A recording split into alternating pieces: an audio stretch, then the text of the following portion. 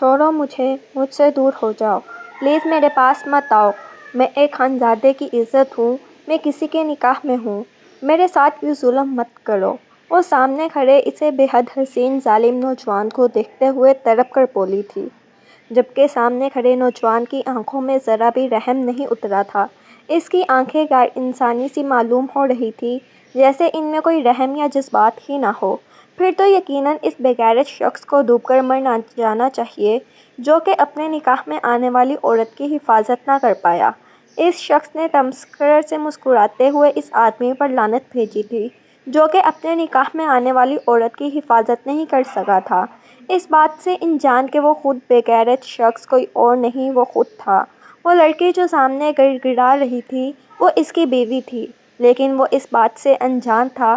خدا کے لیے میرے قریب مت آنا، میرے ساتھ یہ ظلم مت کرو، میں تمہارے آگے ہاتھ جوڑتی ہوں، میں ایک سردار کی بیوی ہوں، تم بس مجھے چھوڑ دو، مجھے آزاد کر دو، خدا کے لیے مجھ پر رحم کرو، یہ ظلم مت کرو، میں کسی اور کی امانت ہوں۔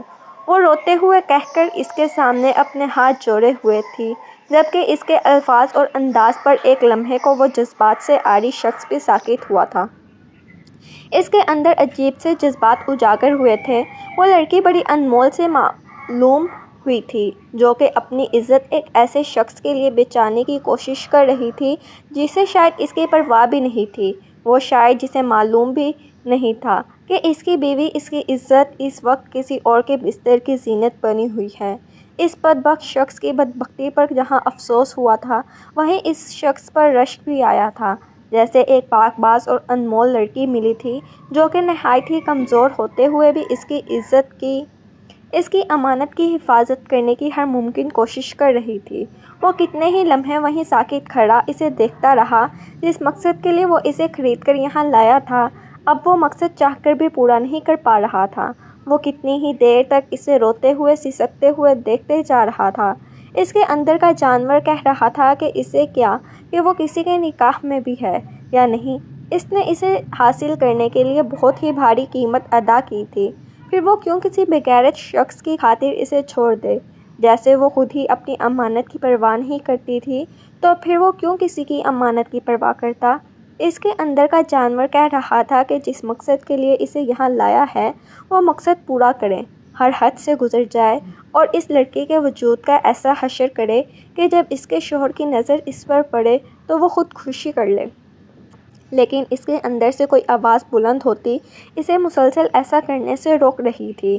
کچھ تھا جو کہ اسے ایسا نہیں کرنے سے روک رہا تھا۔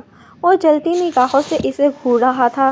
اس لڑکی کا حسن ایسا تھا کہ کوئی عابد و زاہد بھی اپنا ایمان بھول کر شیطان بن جاتا، اور پھر وہ تو تھا ہی شیطان، مشہور، نہایت ظالم ترین بے حس انسان تھا وہ۔ کسی پر رحم کھانا اس کی سرشت میں ہی شامل نہیں تھا، پھر اس بے بس، مجبور، لاچار سی لڑکی پر رحم کھانا اس کے غرور اور اصول دونوں کے خلاف تھا۔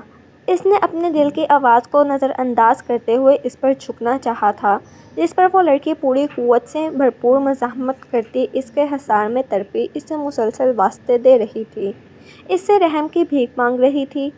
موہت خانزادہ چاہ کر بھی وہ نہیں کر پایا جو وہ کرنا چاہتا تھا۔ وہ نہیں جانتا تھا کہ کیا چیز تھی جو اسے روکے ہوئے تھی۔ یہ کمزور سی لڑکی بس اس کے ایک ہاتھ سے قابو ہو جاتی۔ اس کی مزاحمتیں، اس کی فریاد، آہ و پکار، کوئی چیز اس کے لیے معنی نہیں رکھتی تھی، یہاں تک کہ اس کے لیے اس کا کسی اور کے نکاح میں ہونا بھی، جسے ضروری نہیں تھا۔ لیکن پھر بھی وہ رک گیا تھا، وہ پھر بھی اس کے قریب نہیں جا پایا تھا، اسے رون نہیں پایا تھا، اور ایسی زندگی میں اس کے ہاتھ پہلی بار ہوا تھا۔ اگلے ہی پل وہ اس کمرے سے نکلتا چلا گیا۔ اس کے جانے کے بعد مہنوز بستر پر گر گئی، اپنی قسمت پر آنسو بہانے لگی تھی۔ اس کی ہچکیاں آہستہ آہستہ آہوں میں بدلی تھیں، اور اس کی آہیں چیخوں میں بدلی ہوئی تھیں۔ وہ اپنی قسمت پر چیخ چیخ کر رونے لگی تھی۔ آنکھوں کے پردوں پر گزرتے وقت کے تمام اذیت ناک لمحے گزرنے لگے تھے، جب اس کی خوشگوار سی زندگی میں اچانک ہی تلتم پیدا ہوا۔ اس کی زندگی میں سب کچھ صحیح چل رہا تھا، جب اچانک ہی وہ سیاہ ترین دن اس کی پوری زندگی بدل کر رکھ دیا۔ اس کے بھائی کو سرداروں کے بیٹے کے قتل کے جرم میں پکڑ لیا گیا تھا۔ اس کا بھائی چیختا چلاتا ہوا مسلسل یہ کہہ رہا تھا کہ اس نے کچھ نہیں کیا، وہ اختر خان زادہ کا دوست تھا جس کو 2 دن پہلے قتل کر دیا گیا تھا اور الزام اس کے بھائی پر لگایا گیا تھا۔ جرگہ بھی لایا گیا اور اس کے باپ نے اپنے بیٹے کو بچانے کی خاطر اسے غنی کرنے کا فیصلہ کر لیا۔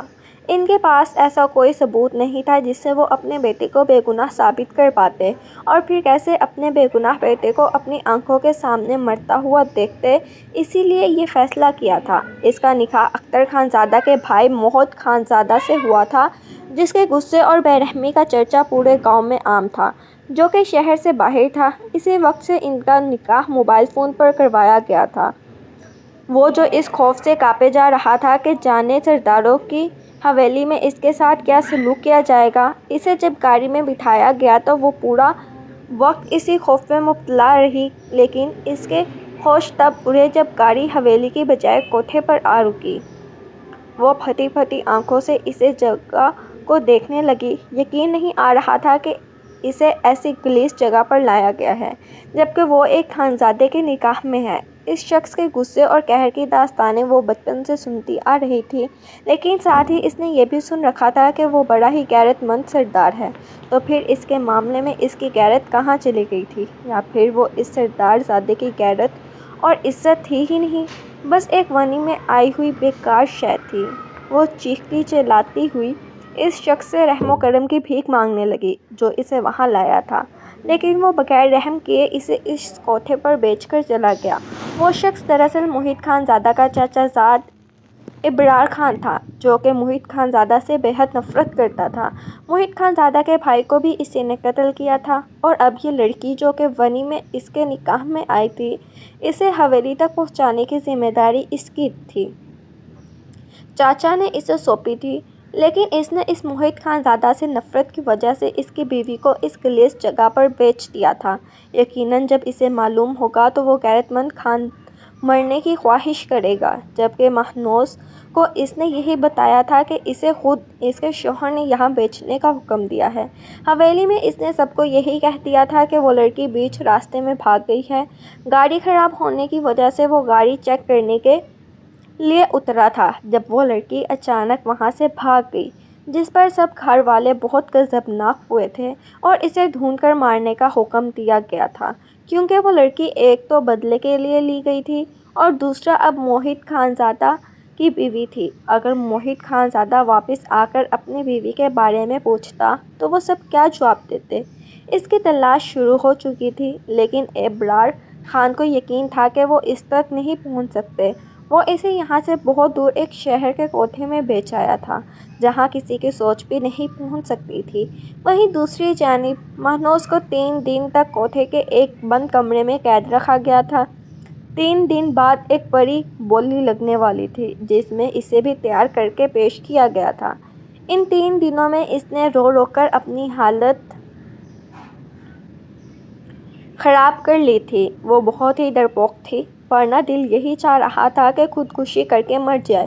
اس شخص سے نفرت ہو رہی تھی جس سے اس کا نکاح کیا گیا تھا۔ وہ بے شک بدلے کے لیے غنی میں آئی تھی، لیکن تھی تو اس کے نکاح میں۔ وہ کیسے اس قدر گھٹیا اور ظالم انسان ہو سکتا ہے کہ اپنی بیوی کو اپنے میں نکاح میں ہوتے ہوئے ایسی گلیس جگہ پر بیچ دیا؟ اسے اس وقت روئے زمین پر سب سے زیادہ نفرت اس شخص سے محسوس ہو رہی تھی جس سے اس کا نکاح کروایا گیا تھا۔ اس نے شاید ہی زندگی میں کبھی کسی سے اس قدر نفرت کی ہوگی جتنا اپنے شوہر سے محسوس ہو رہی تھی۔ جس دن اسے سجا کر کئی غیر مردوں کی جھرمٹ میں پیش کیا گیا تھا، اسی دن اس کا دل چاہا کہ وہیں پر مر جائے۔ اس کا دل بار بار اپنی موت کی خواہش کر رہا تھا، لیکن شاید ابھی اس کی قسمت میں موت نہیں لکھی گئی تھی۔ اس شخص سے تو کیا اسے اپنے آپ سے بھی نفرت ہونے لگی تھی۔ اے کاش کہ اسے مار کر کہیں پھینک دیتے، لیکن ایسی اذیت تو نہ دیتے۔ یہ اذیت اس کی روح تک کو چھلنی کر رہی تھی۔ 1 کروڑ، 1 کروڑ 10 لاکھ، 1 کروڑ 20 لاکھ، اس کی بولی لگ رہی تھی۔ مختلف مرد وہاں کھڑے اسے ہوس بھری نظروں سے دیکھ رہے تھے اور وہ بس اپنی موت کے انتظار میں تھی کہ اسی وقت اسے موت ہی اپنی نجات کا واحد ذریعہ نظر آ رہی تھی، لیکن شاید ابھی اسے زندہ رہنا تھا۔ اس کے چاہنے سے موت تھوڑی نہ آ جانے والی تھی، شاید ابھی اسے یہ موت سے بھی بدتر زندگی جینی تھی۔ 2 کروڑ! اس بھاری گمبھیر آواز پر وہ چند لمحوں کے لیے ساکت ہوئی تھی۔ سینے میں دل دھڑکنا بند ہوا تھا۔ یہ آواز بڑی جانی پہچانی سی معلوم ہوئی تھی، جیسے وہ پہلے بھی اسے سن چکی ہو۔ شاید یہ اس کے شوہر کی آواز تھی، لیکن اگلے ہی لمحے وہ اپنی سوچ پر خود ہی لعنت بھیج چکی تھی۔ وہ شخص جسے وہ مفت میں مل گئی تھی، وہ کیوں بھلا اسے خریدنے کے لیے اس قدر و قیمت ادا کرنے لگا تھا؟ پھر اس شخص نے خود ہی تو اسے یہاں بھیجا تھا۔ وہ جب خود ہی پیسوں کی خاطر اسے بیچ چکا تھا، تو بھلا کیوں اسے اتنی بھاری دام میں خریدنے لگا؟ اسے جیسے اپنی سوچ پر ہی ہنسی آئی تھی۔ اور پھر وہ شخص 2 کروڑ میں اسے خرید چکا تھا۔ وہ اسے اپنے ایک بڑے سے فارم ہاؤس میں لے آیا تھا، جہاں اس شخص کا ارادہ جان کر اس کا دل خوف سے کانپنے لگا تھا۔ وہ رو رو کر، تڑپ تڑپ کر اس کے رحم کی بھیک مانگ رہی تھی۔ وہ اس شخص کے لیے رو رہی تھی جس نے خود اپنی عزت کو بھرے بازار میں بیچ دیا تھا، جسے خود اپنی عزت پیاری نہیں تھی۔ اسے خود پر ہی ہنسی آ رہی تھی، یہ الفاظ دہراتے ہوئے کہ وہ کسی کی امانت ہے، کسی کے نکاح میں ہے، لیکن خود کو بچانے کے لیے، اپنی عزت کی حفاظت کے لیے اس نے یہ سب کہا تھا کہ شاید یہ سب سن کر سامنے والے کو رحم آ جائے۔ اور واقعی اس شخص کو شاید رحم آ گیا تھا، یا شاید یہ سن کر کہ وہ کسی کی بیوی ہے، وہ اس سے دور ہو گیا تھا۔ وہ نہیں جانتی تھی یہ کیا چیز اسے شیطان نما شخص کو اس سے دور کر چکی تھی، جس کی آنکھوں میں مہنوز نے شیطانیت دیکھی تھی۔ وہ شخص جس قدر ڈیولش ہینڈسم تھا، اسی قدر اس کی پرسنالٹی ڈارک معلوم ہوتی تھی۔ نہایت سیاہ شخصیت کا مالک لگتا تھا وہ خوبرو شخص۔ اس کی آنکھیں ایسی تھیں جسے ان میں کوئی رحم ہی نہ ہو، لیکن ان سب کے باوجود بھی وہ شخص اسے چھوڑ چکا تھا۔ شاید اس کے رب کو اس پر رحم آ گیا تھا، لیکن اب آگے کیا ہوگا؟ وہ شخص اتنی بھاری قیمت ادا کرنے کے بعد اسے چھوڑنے والا تو تھا نہیں۔ یقیناً اس کی منتوں اور سسکیوں پر رحم آیا ہوگا، لیکن وہ ایک غیر محرم شخص کی قید میں تھی جو کہ اسے خرید کر لایا تھا۔ اس کی عزت کسی صورت محفوظ نہیں تھی۔ وہ اس کے ساتھ کچھ بھی کر سکتا تھا۔ آج اسے چھوڑ بھی دیا تھا تو بھی کب تک اسے چھوڑ کر کب تک اس پر رحم کھاتا رہے گا؟ اس کی شخصیت ہی بتاتی تھی کہ وہ ایک شیطان صرف انسان ہے۔ آنے والے وقت سے اور قسمت کے خوف سے اس کا دل خون کے آنسو رو رہا تھا۔ اس کے دل میں موہت خانزادہ کے لیے نفرت مزید گہری ہو گئی تھی۔ وہ ایک شخص جس کی تمام زندگی تباہ کر چکا تھا، اب سیاہی اس کا مقدر تھی۔ وہ ایسی غلاظتوں کے گھیرے میں گر چکی تھی جہاں سے شاید کبھی نہ نکل پاتی، اور اسے یہاں گرانے والا اس کا اپنا شوہر تھا۔ اس کے دل سے موہت خانزادہ کے لیے بددعائیں نکلنے لگی تھیں۔ اس کے پاس تو یہاں سے نکلنے کا کوئی راستہ بھی نہیں تھا۔ یہ بہت بڑا اور عالیشان سا محل نما فارم ہاؤس تھا، جس میں ہر جگہ پر متعدد گارڈز تعینات تھے۔ وہیں وہ مغرور خانزادہ فارم ہاؤس کے لان کے بیچوں بیچ آگ جلائے اس کے پاس کرسی رکھے بیٹھا تھا۔ نظریں اس جلتی ہوئی آگ پر مرکوز تھیں، جبکہ ذہن عجب سی سوچوں میں الجھا جن سے وہ آج سے پہلے کبھی واقف نہیں ہوا تھا۔ وہ ایک ایسا بادشاہ تھا جسے دیکھ کر لوگ حسرت زدہ ہو جاتے تھے۔ وہ سمجھتا تھا کہ دنیا میں کوئی ایسی چیز نہیں جو اس کے پاس نہ ہو، دنیا میں کوئی ایسا شخص نہیں جسے دیکھ کر وہ حسرت یا رشک میں مبتلا ہو۔ لیکن اس کی 27 سالہ زندگی میں پہلی بار ایسا ہوا تھا کہ اس لڑکی کی پاکیزگی، اس کی حیا، اس کی وفاداری، اس شیطان صفت خانزادے کو رشک میں مبتلا کر گئی تھی۔ اس لڑکی کے شوہر سے اسے رشک محسوس ہو رہا تھا۔ یقین کرنا مشکل تھا کہ وہ ایک کوٹھے جیسی غلیظ جگہ پر رہ کر بھی پاک تھی۔ یہ اس نے ثابت کر دیا تھا۔ وہ جیسے اپنے خریدار سے رحم کی بھیک مانگ رہی تھی، اپنی عزت کی بھیک مانگ رہی تھی، کیونکہ وہ کسی اور کی محرم تھی، کسی اور کی امانت تھی۔ یہ سب اس کے لیے واقعی حیرت انگیز تھا۔ وہ شخص خوش قسمت ہونے کے ساتھ ساتھ نہایت ہی بدبخت بھی تھا کہ اس کے پاس اس قدر وفادار عورت تھی جو کہ کوٹھے جیسی جگہ پر بھی اس کی عزت کی حفاظت کے لیے تڑپ رہی تھی، لڑ رہی تھی، رو رہی تھی، اور اس کی بدبختی کی انتہا یہ تھی کہ اس بے غیرت مرد کے ہوتے ہوئے بھی اس کی عورت اس حال میں تھی۔ اس نے دل ہی دل میں خود سے عزم کیا تھا کہ وہ اس لڑکی کو نہیں چھوڑے گا۔ اسے فرق نہیں پڑتا تھا کہ وہ کسی کے نکاح میں ہے، وہ اب ہمیشہ کے لیے موحد خانزادہ کی ملکیت بن چکی تھی اور وہ اب ہمیشہ اسی کی رہنے والی تھی۔ ہاں، اگر کسی اس چیز پر اعتراض تھا کہ وہ کسی اور کی بیوی تھی تو پھر وہ اس کا اعتراض بہت جلد ختم کرنے والا تھا۔ اس کے شوہر کو مار کر وہ اس بے غیرت انسان سے بہت جلد آزاد کر دینا چاہتا تھا۔ اس نے کہا تھا کہ اس کا شوہر ایک سردار ہے، لیکن تف تھی ایسی سرداری پر جس کے ہوتے ہوئے بھی اس کی عورت ایک عہدے پر پہنچ گئی۔ فی الحال تو وہ خود ہی عجیب و غریب قسم کی کشمکش میں مبتلا تھا۔ اس کا شیطانی دماغ اب بھی اسے مسلسل فورس کر رہا تھا کہ اسے کوئی ضرورت نہیں ہے اس لڑکی پر رحم کھانے کی۔ اس نے بہت ہی بھاری قیمت ادا کی ہے اور اب جب اس قیمت کو وصول کرنے کا وقت آیا ہے تو وہ خاموش بیٹھا ہے۔ لیکن پہلی بار ایسا ہوا تھا کہ اس کا دل اس کے دماغ کی بات سے متفق نہیں تھا، جس کی وجہ سے اس کے اندر ایک عجیب سی جنگ چل رہی تھی۔ اس کا دل کسی طور پر راضی نہیں تھا، وہ ماننا نہیں چاہتا تھا، لیکن اس کی اپنی عزت کو بچانے کے لیے کی گئی وہ بے سرت سی مزاحمتیں، اس کا سسکنا، اس کی آہ و پکار، وہ سب اس کے دل کے میں اندر تک اثر انداز کر گئی تھی۔ ذات سے متاثر ہوا تھا اور حیرت کی بات یہ تھی کہ وہ عورت کوٹھے سے خرید کر لائی گئی تھی۔ اسے اپنے دل پر حیرانی ہو رہی تھی کہ وہ کیسے ایک کوٹھے سے آئی ہوئی عورت کی پاکیزگی پر یقین کر سکتا تھا۔ ہو سکتا ہے یہ اس کا کوئی مکروہ فریب ہو۔ ایک عورت کوٹھے پر رہ کر بھلا وہ کیسے محفوظ رہ سکتی ہے، بھلا کیسے پاک ہو سکتی ہے؟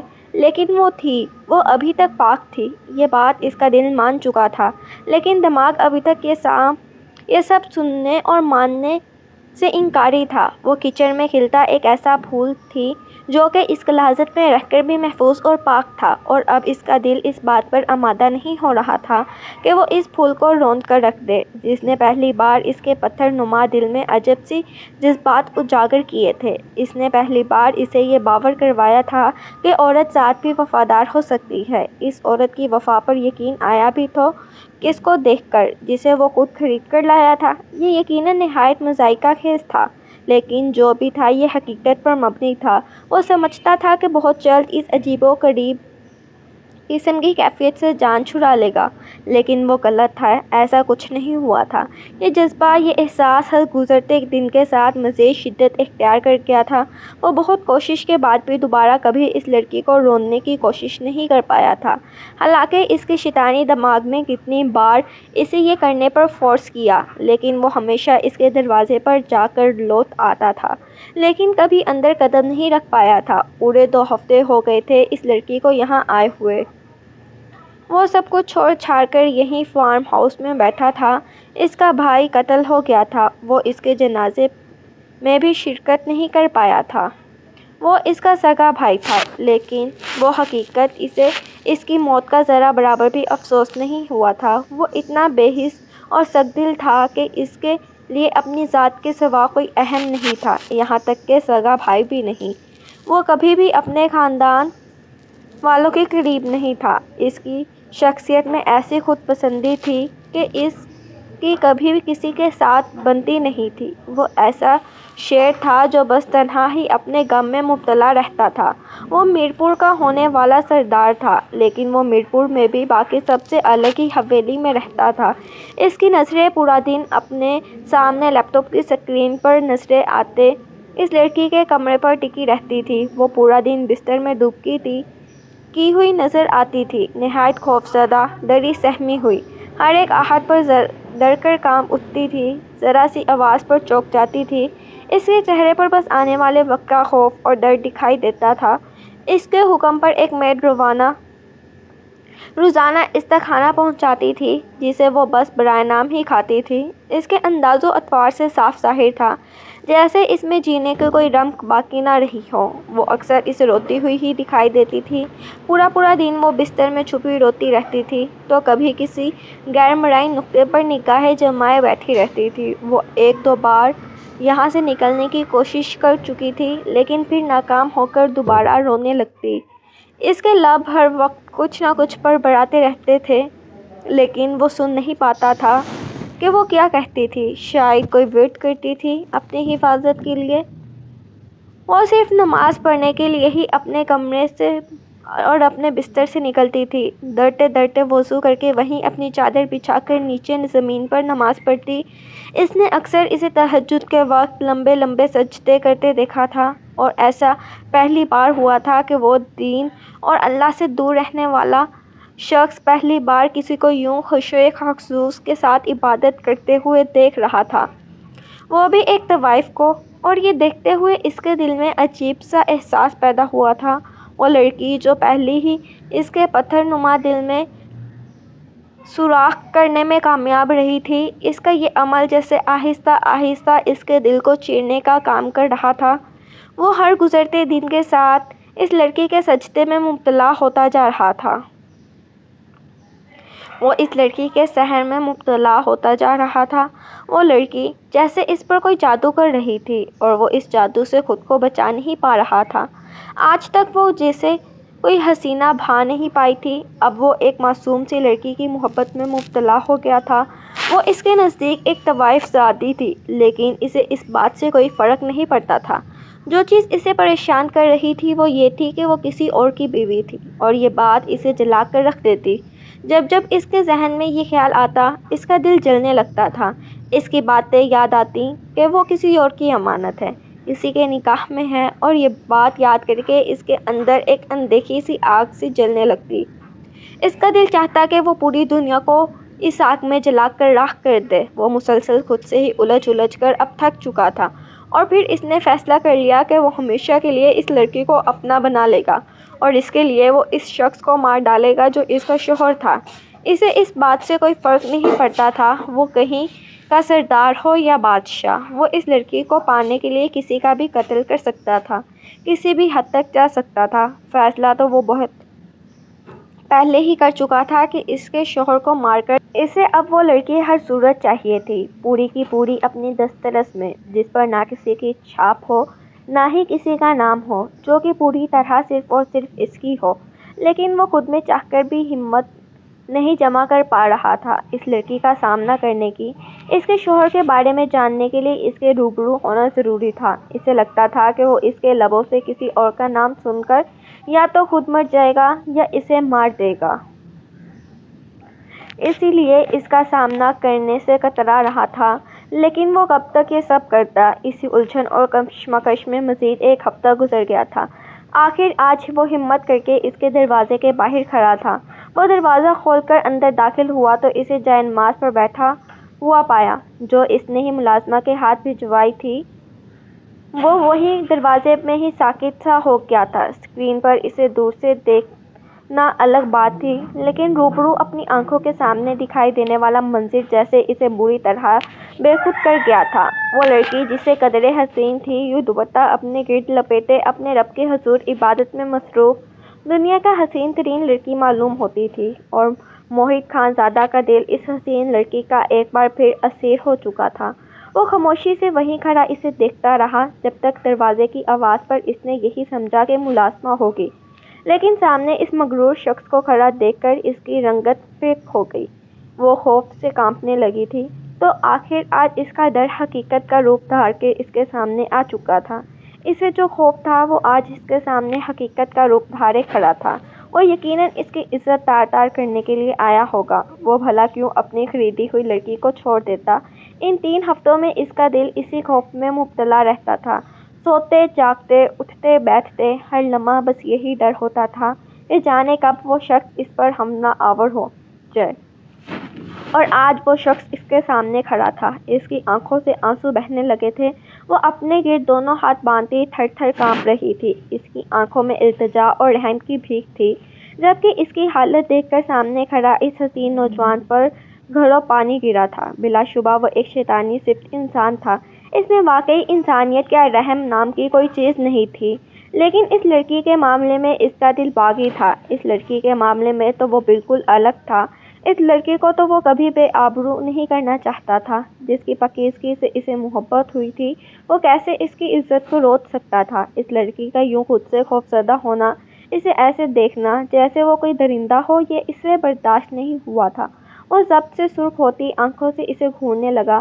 وہ ضبط کے انتہا پر تھا کہ جس لڑکی سے اس کا دل محبت کرنے لگا تھا وہی لڑکی اس سے خوف کھائے ہوئے تھی۔ اس لڑکی کو اپنی عزت کا خوف تھا۔ وہ تو اب خود تمام عمر اس کی عزت کا رکھوالا بننا چاہتا تھا اور وہ تھی کہ اسی سے ڈر رہی تھی۔ اس کا دل جیسے کٹ کے رہ گیا تھا۔ اس لڑکی کا یہ عمل اور انداز سیدھا اس کی روح پر تازیانے کی مانند لگا تھا۔ وہ اب اتنا بھی بے غیرت نہیں تھا کہ اپنی محبت کو بے آبرو کرتا۔ اس لڑکی کا انداز کسی طور پر پسند نہیں آیا تھا، لیکن اپنے چہرے پر آنے والی ناگواری کو وہ بامشکل دباتے ایک گہرا سانس لے کر اس کی جانب بڑھا تھا اور چند قدموں کے فاصلے پر اس کے سامنے رک گیا تھا۔ ڈرو مت، میں تمہیں کوئی نقصان نہیں پہنچاؤں گا، تمہیں مجھ سے ڈرنے کی کوئی ضرورت نہیں ہے۔ یہ الفاظ اس نے کسی ضبط سے ادا کیے تھے، یہ صرف وہی جانتا تھا، لیکن اس لڑکی کو پرسکون کرنا بھی تو ضروری تھا۔ اس کی بے سکونی، اس کا یہ خوف اور ڈر بھی اس سے دیکھا نہیں جا رہا تھا۔ مہنوز اس کی بات بے یقینی سے اسے دیکھنے لگی، جیسے یقین ہی نہ ہو اس کی بات پر، جبکہ اس کی آنکھوں میں بے یقینی پسند نہیں آئی تھی۔ سامنے والے کو دیکھو، میری بات سنو، تم یہاں میرے پاس میرے قبضے میں ہو پوری طرح سے۔ میں چاہوں تو تمہارے ساتھ کچھ بھی کر سکتا ہوں، بلکہ اب تک کر چکا ہوتا اگر مجھے کچھ کرنا ہوتا۔ لیکن اس کے باوجود بھی اگر میں تمہیں کہہ رہا ہوں کہ میں تمہیں کوئی نقصان نہیں پہنچاؤں گا تو مطلب میں واقعی تمہیں کوئی تکلیف نہیں پہنچانا چاہتا۔ تم یہاں بالکل محفوظ ہو، تمہیں یہاں کوئی تکلیف نہیں پہنچے گی، تم سکون سے یہاں رہ سکتی ہو۔ یہ میرا وعدہ ہے کہ تمہاری عزت کو کبھی کوئی نقصان نہیں پہنچے گا، تم یہاں عزت کے ساتھ سکون سے رہ سکتی ہو۔ وہ ٹہر ٹہر کر یہ الفاظ ادا کر رہا تھا۔ وہ کچھ پل خاموش ہوا تھا۔ وہ اب کتنے لمحے الفاظ تلاش کرتا رہا کہ اس سے اس کے شوہر کے بارے میں معلوم کر سکے، لیکن اس میں ہمت نہیں ہوئی۔ فی الحال وہ بس اسے اپنے پاس رکھنا چاہتا تھا۔ اپنے شوہر کے وقت ذکر پر اگر اس نے کہا کہ اسے چھوڑ دے یا کہ وہ اپنے شوہر کے پاس جانا چاہتی ہے تو وہ پھر کیا کرے گا؟ وہ اب اس کی نظروں میں برا نہیں بننا چاہتا تھا۔ وہ چاہتا تھا کہ نہ صرف وہ ہمیشہ اس کے پاس رہے بلکہ وہ اسے ایک اچھا انسان سمجھے۔ حالانکہ وہ کوئی اچھا انسان نہیں تھا، لیکن وہ پھر بھی یہی چاہتا تھا کہ یہ لڑکی اسے غلط نہ سمجھے۔ وہ اس لڑکی کی نظروں میں اچھا بننا چاہتا تھا، وہ اس کا محافظ بننا چاہتا تھا جس کی موجودگی میں وہ پرسکون رہ سکے۔ مہنوز حیرت بھرے انداز میں اسے دیکھ رہی تھی۔ یہ وہ کیا کہہ رہا تھا؟ کیا واقعی ایسا تھا؟ بے یقینی تھی، لیکن وہ صحیح کہہ رہا تھا۔ اسے کچھ کرنا ہوتا تو پھر کر گزرتا۔ وہ بھلا کیوں اسے یہاں آ کر اسے اس کی حفاظت کا یقین دلاتا؟ تو کیا اس کے رب نے اس کی التجائیں سن لی تھی؟ اس کی عزت اب محفوظ تھی؟ وہ بے یقینی سے بغور یکتک سامنے بیٹھے اس حسین نوجوان کو دیکھے گئی جس کی نگاہیں سامنے مسلح پر جمی ہوئی تھی۔ وہ کسی گہری سوچ میں ڈوبا نظر آ رہا تھا۔ اس کی جھکی نگاہیں جیسے دل پر اثر انداز ہوئی تھی۔ اسے یقین آ گیا تھا اس شخص کی بات پر۔ ہاں، وہ اس شخص کی باتوں پر یقین کر چکی تھی۔ وہ نہیں جانتی تھی کیوں اس کا دل یکا بارگی عجب سے احساس سے دھڑکتا تھا جس پر وہ خود کو ہی جھلک گئی تھی کہ وہ کسی اور کے نکاح میں تھی۔ وہ شخص جیسا بھی تھا لیکن اس کا شوہر تھا۔ وہ کیسے کسی غیر محرم کے بارے میں سوچ سکتی تھی؟ یہ اس کے رب کا کرم تھا کہ سامنے بیٹھے شخص کا دل اس کی جانب سے نرم پڑ گیا ہے۔ وہ اسے کوئی نقصان نہیں پہنچائے گا۔ شاید اس کے رب نے اس کے لیے یہ سب آسان کر دیا تھا۔ وہ کتنی ہی دیر سامنے بیٹھی لڑکی کی سوچوں سے بے خبر غیر مرئی نقطے پر نظریں جمائے خود میں ہمت مجتمع کرتا رہا، لیکن پھر آخر جب اسے لگا کہ یہ ممکن نہیں اس کے لیے، تو پھر وہ ایک گہرا سانس لے کر ایک آخری نگاہ اس پر ڈال کر وہاں سے اٹھ گیا جو جانے کیوں اس سے نظریں چرائے ہوئے تھی۔ مہنوز نے ایک نظر اس کی چوڑی پشت کو دیکھا جو کہ یہاں سے غائب ہو گیا تھا۔ اس کا دل مزید رفتار سے دھڑکنے لگا تھا۔ پتہ نہیں کیا چیز اس کے دل کو بھا گئی تھی، شاید اس شخص کا شرافت بھر انداز یا شاید اس کا رحم کھانا، وہ بھی اس وقت جب وہ مکمل طور پر ایک غیر مرد کے رحم و کرم پر تھی۔ وہ جب سے اسے کوٹھے سے خرید کر لایا تھا تب اس کی تمام امیدیں دم توڑ چکی تھی۔ اس کا دل بس اپنی عزت جانے کے خوف سے بھرا ہوا تھا۔ اسے ہر آنے والا لمحہ ایسے معلوم ہوتا تھا جیسے آخری ثابت ہو گیا۔ ایسے میں اس شخص کی یہ مہربانی اس کے دل میں اس شخص کا مقام بدل گئی تھی۔ کچھ دیر پہلے تک وہ شخص کے جس سے شخص کے خوف میں مبتلا تھی، اب دل میں اس شخص کے لیے احترام اور عزت پیدا ہوئی تھی۔ یہ سب بالکل ہی غیر ارادہ ہوا تھا۔ دوسری جانب موہت خانزادہ سمجھ چکا تھا کہ وہ کبھی خود اس سے یہ بات پوچھ نہیں پائے گا۔ وہ اس لڑکی کے لبوں سے اپنے سامنے کسی کا نام برداشت نہیں کر پائے گی۔ یقیناً وہ اپنے قابو سے باہر ہو جائے گا اور کچھ ایسا کر بیٹھے گا جو کہ اس لڑکی کو اس سے بدسند کر دے، اور وہ اب ایسا کسی صورت نہیں چاہتا تھا۔ اس لیے اس نے دوسرا راستہ نکالا تھا، کیونکہ اب مزید وہ یہ برداشت نہیں کر سکتا تھا کہ وہ کسی اور کے نکاح میں رہے۔ وہ اب اسے پوری طرح اپنا بنانا چاہتا تھا۔ اس نے اب اپنی ایک میڈ کو مہنوز کے قریب ہونے کا حکم دیا۔ اس کے حکم کے مطابق پہلے جو میڈ خاموشی سے بغیر ایک بھی لفظ کہے اسے صرف کھانا دے آتی تھی، اب اس سے ہلکی پھلکی باتیں کرنے لگی تھی۔ مہنوز خود یہاں تنہا اور اکیلی تھی، اس لیے کسی کا ساتھ پانے پر بہت خوش ہو گئی تھی۔ اس میڈ کا کام آہستہ آہستہ اسے خود سے مانوس کر کے اس کے شوہر اور اس کی گزشتہ زندگی کے بارے میں سب کچھ اگلوانے کا تھا۔ وہ معصوم لڑکی نہیں جانتی تھی، لیکن وہ میڈ اچھی طرح جانتی تھی کہ اس شاطر شخص کی نگاہیں ہر وقت اس کمرے پر جمی رہتی ہیں، اس لیے اسے نہایت محتاط ہو کر اسے بتائے گئے طریقے پر عمل کرنا تھا۔ اور پھر جیسا موہت خان نے سوچا تھا سب کچھ ویسے ہی ہوا تھا۔ وہ آہستہ آہستہ اس میڈ سے باتکلف ہونے لگی تھی۔ ایک بات پوچھوں؟ مہنوز اس میں میڈ کی بات پر توجہ ہوئی تھی۔ اس میڈ کو اس کے باس کی جانب سے حکم ملا تھا کہ وہ آج کے دن ہی سب کچھ جاننا چاہتا ہے۔ اس شخص سے اب مزید صبر کرنا ممکن نہیں تھا۔ اس سے برداشت ختم ہو رہی تھی۔ تمہارا شوہر کون ہے ویسے؟ اس کے سوال پر اس کی رنگت فاق ہوئی تھی، چہرے پر ناگواری دوڑ گئی تھی، جسے باغور اسکرین کو دیکھتے اس نوجوان نے دیکھا تھا۔ اس میڈ کو سوالیہ نظروں سے خود کو دیکھتا پا کر وہ ایک گہرا سانس لے کر رہ گئی۔ وہ خود اپنے اندر یہ باتیں رکھ کر اب تھک چکی تھی۔ وہ خود یہ باتیں کسی کو بتا کر اپنے دل کا بوجھ ہلکا کرنا چاہتی تھی، اور آج جب اس لڑکی نے پوچھ ہی لیا تھا تو وہ بھی اسے سب کچھ بتا کر یہ بوجھ ختم کر دینا چاہتی تھی جو اس کی جان پر بے حد بھاری تھا۔ وہ ایک سردار ہے، اس نے بے تاثر لہجے کے ساتھ بتایا، جبکہ موہت خانزادہ کی آنکھیں سرخ ہوئی تھیں۔ یہ بات وہ پہلے سے ہی جانتا تھا۔ سردار؟ اگر تم ایک سردار کی بیوی ہو تو تم ایسی جگہ پر کیسے پہنچ گئی؟ وہ اب حیرت کا اظہار کرتے ہوئے اگلا سوال پوچھنے لگی، جسے سننے کے لیے موہت خانزادہ کی سماعتیں متوجہ ہوئی تھیں۔ وہ پوری توجہ سے اسکرین کی جانب دیکھ رہا تھا، دل لمحہ بہ لمحہ اس کے جواب کا منتظر تھا۔ کچھ دیر کی خاموشی کے بعد اس کی آواز خاموش ماحول میں گونجی تھی۔ میرے اپنے شوہر نے مجھے اس جگہ پر بیچا تھا، کیونکہ یہ شادی صرف اور صرف بدلے اور انتقام کے لیے کی گئی تھی، اور اس نے مجھ سے بدلہ لے لیا تھا، مجھے اس کوٹھے پر بیچ کر، مجھے اس ذلت کے گڑھے میں گرا کر، اس نے سسکتے ہوئے کہا۔ تو جہاں اس کی بات پر وہ میڈ بھی حیران رہ گئی تھی، وہیں پر تمام باتیں سنتا موہت خان اپنی مٹھیاں بھینچ گیا تھا۔ اس کی آنکھوں میں خون اترا تھا۔ اس کا بس چلتا تو اس کا شوہر اس کے سامنے ہو اور وہ نہایت بے دردی سے اس سے قتل کر دے۔ وہ شخص صرف بدبخت نہیں، انتہائی درجے کا گھٹیا شخص بھی تھا، جس نے اس قدر پاکیزہ بیوی کو بدلے کی خاطر اس جگہ پر بیچ دیا۔ اس کی آنکھوں میں ایسا جنون اور ایسا غضب اترا تھا کہ لگا سب کچھ تباہ کر دے گا۔ کیا کیسا بدلہ؟ امید حیرانی سے پوچھنے لگی۔ اسے واقعی حیرت ہوئی تھی۔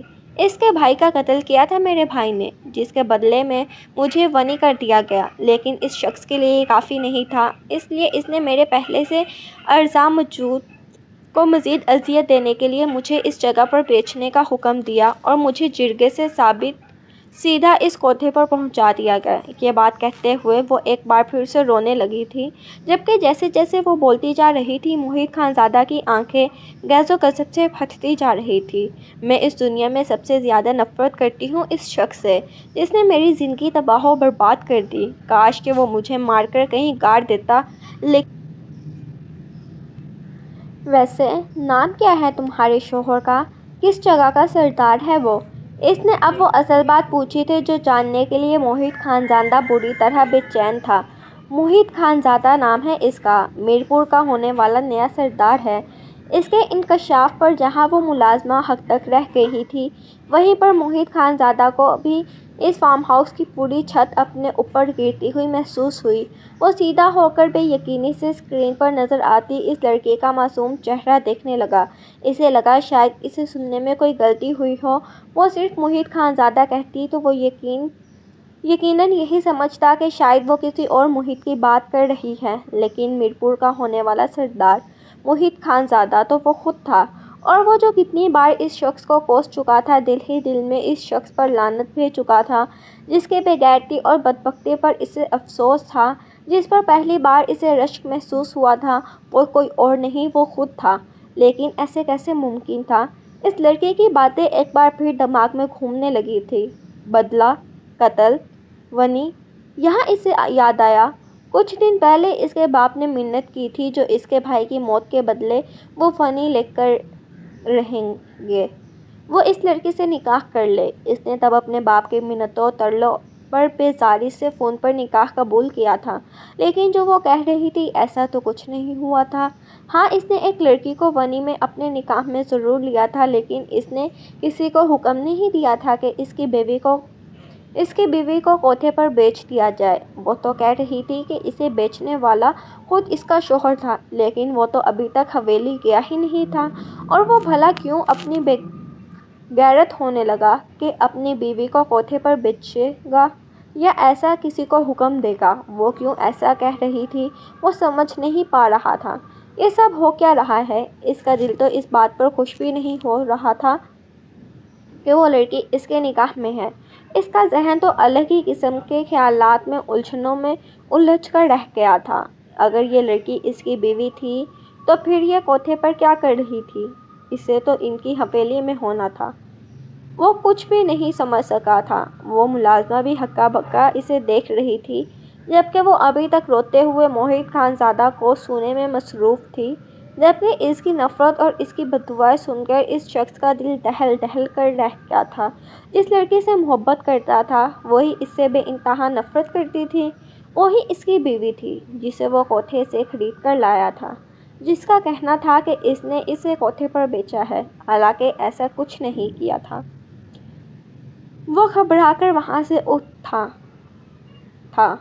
یہ عجیب ہی ماں تھا جو کہ اس کے دل و دماغ کے آگ میں چونک گیا تھا، اور اب اسے حقیقت جاننی تھی۔ اس کی گاڑی حویلی کے پورچ میں آ کر رکی تھی۔ وہ پتھریلے تاثرات لیے اپنی گاڑی سے اترا تھا۔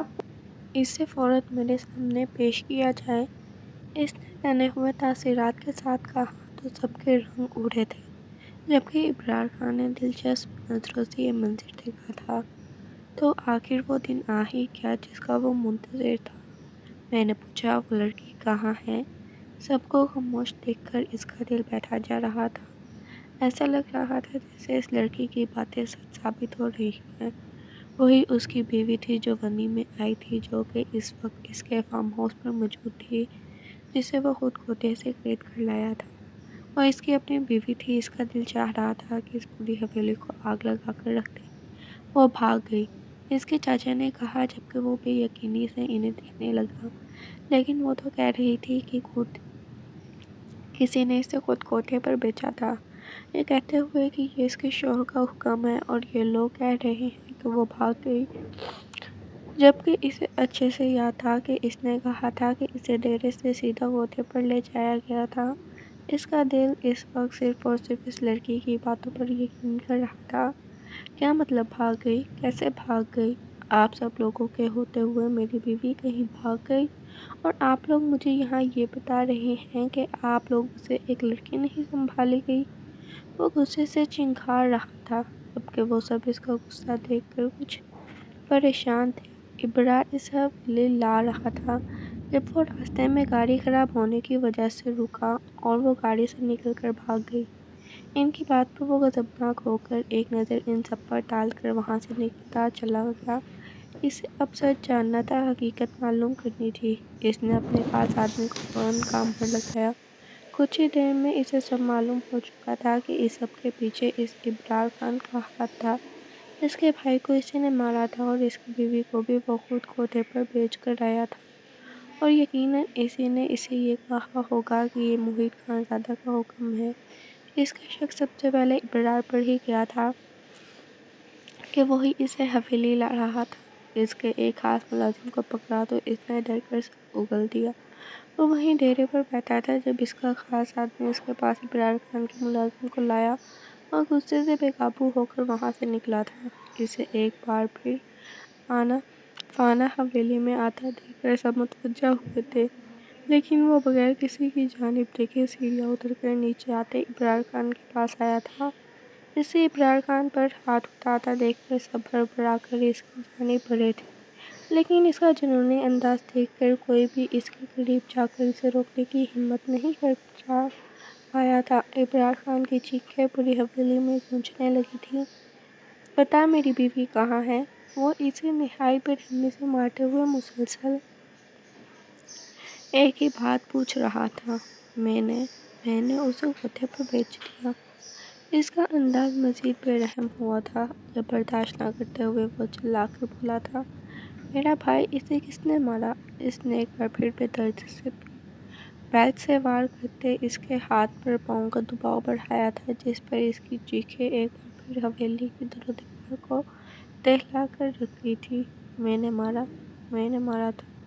وہ بدحواس ہو کر بار بار ایک ہی بات دہرانے لگا تھا۔ تمام گھر والے طاقت سے اسے دیکھ رہے تھے، جبکہ وہ اسے گھسیٹتے ہوئے اسے لے جا کر گاڑی میں پھینک چکا تھا، اور یہ سب سننے کے بعد کوئی بھی اسے روکنے کی ہمت نہیں کر پایا تھا۔ ملازمہ کے کہنے پر وہ باہر آئی تھی۔ وہ اسے ایک کمرے کی کھڑکی کے پاس لے کر آئی اور اسے کھڑکی سے اندر جھانکنے کا اشارہ کیا، جس پر وہ ناسمجھی سے اندر جھانکنے لگی، لیکن اندر کا منظر دیکھ کر اس کی آنکھیں پھٹی کی پھٹی رہ گئی۔ محیط خان زادہ بے دردی سے کسی کو مار رہا تھا، "بتا، میری بیوی کے ساتھ کیا کیا تو نے؟ تیری ہمت کیسے ہوئی یہ سب کرنے کی؟" وہ ایک بار پھر اس پہ وار کرتے مارتے ہوئے پوچھنے لگا۔ کھڑکی پر وہ آہٹ محسوس کر چکا تھا، جس پر اس کا ہاتھ مزید تیزی سے چلنے لگا، اور وہ پھر اسے سوال کرنے لگا تاکہ وہ لڑکی اپنے کانوں سے سب سن سکے، "بیچ دیا میں نے اسے کوٹھے پر۔